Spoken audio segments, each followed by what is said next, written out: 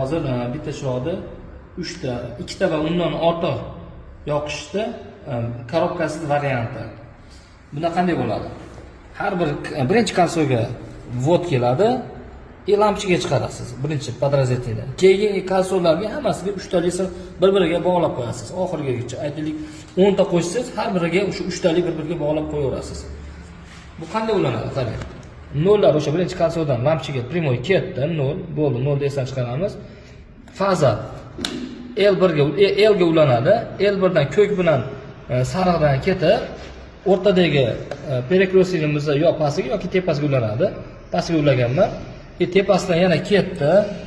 Keyingi выключателimizga L1 bilan L2 ga ulanyapti, ko'k. L dan qaytib chiqib, kelib, o'rtadan yana bir-biriga ulab qo'yapmiz. Hozir 3 talisini tashlaganmiz-ku. Ulayapmiz. Ketib, lampochkaga ketyapti. Tushunarli bo'ldi. Bu mana shu podrazdelniydi. Birinchisiga lampochkani qo'ysangiz, shunaqa o'ylaysiz.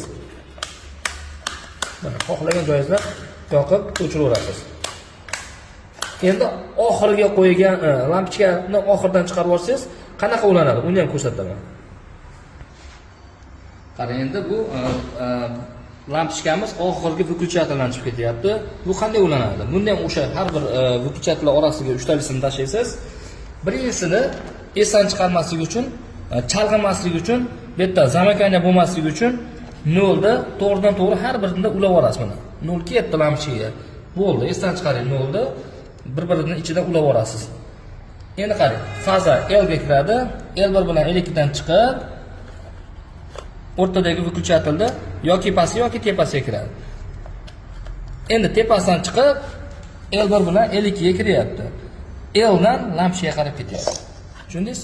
Endi qarang, siz hali savol berasiz. Er-xotin aytaylik mana divanda, mana hozir biz shunaqa uyimiz shunaqa montajlaganda. Bu eshikni oldi, ikkita divanning ikki yoni.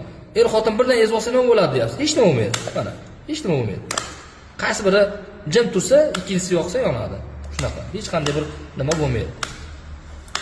Kelishib olishadi. Ikkimiz birdan ezmaymiz, er-xotin deydi, xullas. Foydasi yo'q. Bo'ldi.